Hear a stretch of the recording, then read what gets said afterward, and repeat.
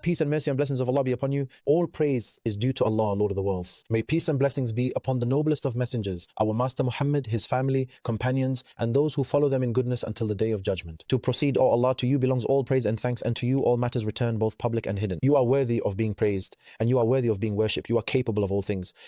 O Allah, to you belongs all praise until when and after you are pleased, in this life and the hereafter. O Allah, to you belongs abundant, pure, blessed praise, as vast as the heavens, as vast as the earth, as vast as what is between them, and as vast as whatever else you will after that. You are worthy of praise and glory, just as the servant has said, and all of us are your servants.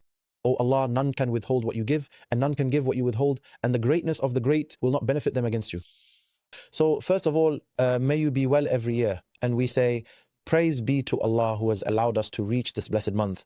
We ask Allah the Exalted, just as He enabled us to witness this noble month, that He also allows us to leave it with all our past and future sins, our hidden and public deeds, forgiven.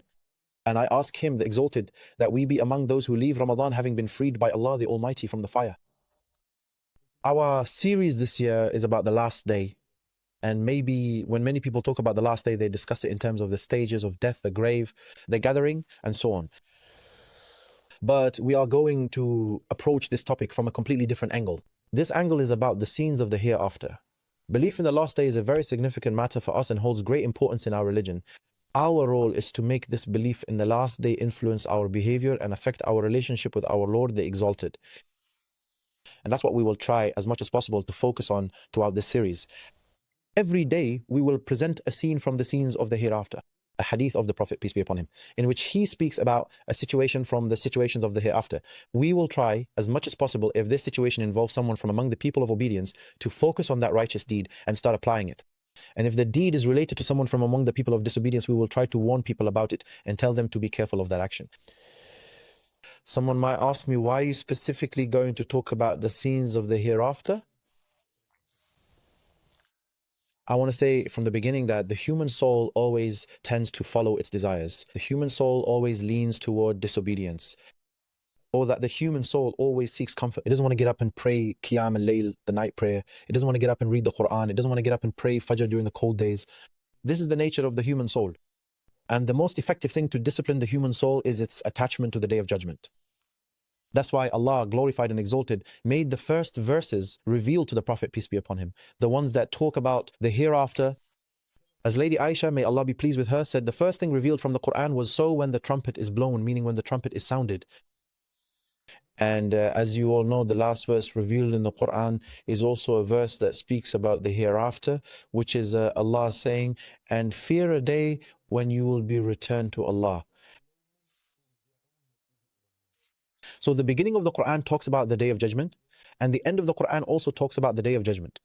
And in between, Allah Almighty revealed so many surahs in the Qur'an that talk about the Day of Judgment. In fact, Allah named many of the surahs of the Qur'an after the Day of Judgment. Allah Almighty revealed Surah Al-Waqi'ah, which talks about the Day of Judgment. He revealed Surah Al-Haqqah, parts of which talk about the Day of Judgment. He revealed Surah Al-Waqi'ah. In fact, Allah Almighty revealed a surah called Al-Qiyamah, the resurrection, in addition to Surah At-Takwir, Al-Infitar, Al-Zalzala, Al-Qari'ah, and other surahs. Why is all this?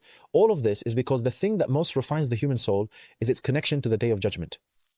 That's why, as much as possible, in just a few minutes in this episode and the next one, I will tell you why we are talking about the series on belief in the last day through the scenes that the Prophet, peace be upon him, described to us about this great day. The first and most important thing that makes us obey our Lord, glorified and exalted be He, and strive in our devotion to Him is the matter of belief in the last day. Let's focus together now and see what Allah, glorified and exalted be He, says in the Qur'an. Allah, glorified and exalted be He, said, and they give food in spite of their love for it to the needy, the orphan, and the captive. The scholars say that this was a time of need, a time of famine, a time of war. This is what fits with the verse prisoner. So there was a war. So either there was a war or a famine, a person would need to hold on to their money. However, it remained very easy for him to feed the orphan, the poor, and the prisoner. What is it that makes a person, despite their love for wealth, do all of this? In short, it is their faith in the hereafter.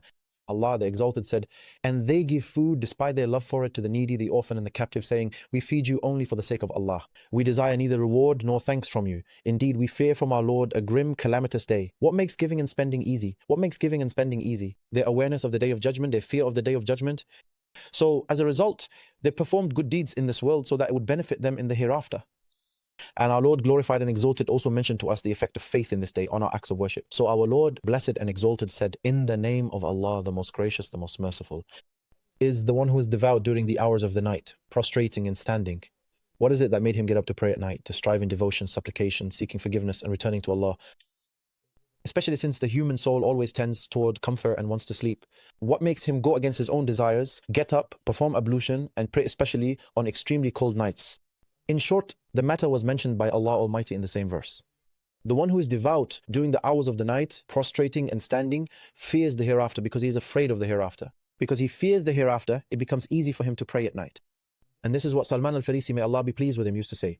He would spend long nights in prayer, and if he was asked why all this prayer at night, he would say, 2 units of prayer in the darkness of the night are for the darkness of the grave. I am heading toward my resurrection. Therefore, I want to illuminate my grave with these 2 units of prayer.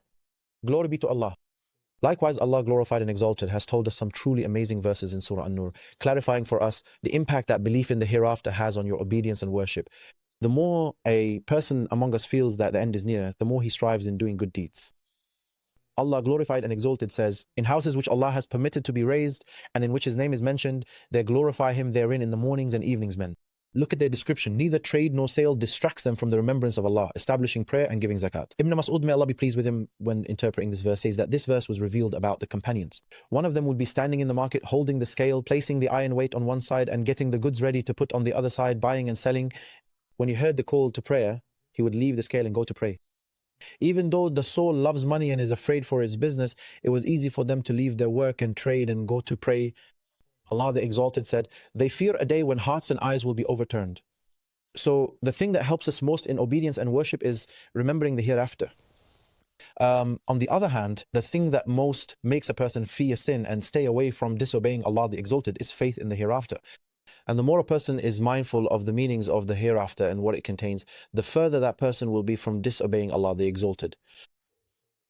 There was someone they used to call a very famous and prominent actress. This actress filled the world with movies, often appearing almost naked and doing things like that. Subhanallah, she was afflicted with a severe illness, and all the doctors told her, "That's it, you are dying."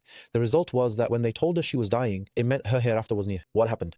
She decided to repent and to stop doing the sins she used to do. She decided to wear the hijab and said, "I will do this because I love God and I fear God." When she felt how close the hereafter was, she left the sin. I know someone who, God forbid, used to deal in forbidden things, steal a lot and seize other people's land and things like that. Someone who, if we wanted to describe him, we would call him a thug. Subhanallah, he became seriously ill and the doctor told him, "That's it, you're at the end." The first thing he did was come to the mosque and say to me, "Sheikh, please, I want to return all the wrongs to the people. I want to give back the land I took from them and the money I took from them as well. I want to purify my wealth. I want to repent to God. What should I do?" As soon as he felt that the hereafter was near, his whole life changed instantly. And God made this meaning clear to us in the Qur'an. The people who became lax in acts of worship or fell into forbidden acts, the main reason for that was their lack of certainty in the hereafter, their forgetfulness of the hereafter. Allah the Exalted said, "What led you into Saqar?" addressing the people of hellfire. They said, "We were not among those who prayed, nor did we feed the poor. They were negligent in worship, and we used to indulge with those who indulged," meaning we would commit sins with anyone who did so. We would commit sins along with them. So what was it that led you to all of this? They said, "And we used to deny the day of judgment." Allah the Exalted said, "And we used to deny the day of judgment." Regarding these people, we were not convinced that there was such a thing as the day of resurrection. And our Lord, glorified and exalted be He, also told us about the people of hell who took their religion as amusement and play and were deceived by the life of this world. Allah says, "So today we will forget them as they forgot the meeting of this day of theirs. It was their forgetting of this day that led them to this fate." That's why I'm telling you, in our series, we need to take these scenes to heart. We need to pause with these scenes, analyze them, God willing, in a sound way that aligns with what the scholars have said, so that we can start to take action to move forward in light of these scenes. If these scenes are about the people of obedience, then we should do what they did, as long as it leads to salvation. And if these scenes are about the people of disobedience, and thus involve punishment, then we must, God willing, make sure to stay away from them. If we proceed together in this way, constantly keeping the day of judgment and its scenes in mind, our perspective on this world will change completely. I ask Allah the Exalted to make us among those who are certain of that day and who strive in doing good deeds in preparation for it.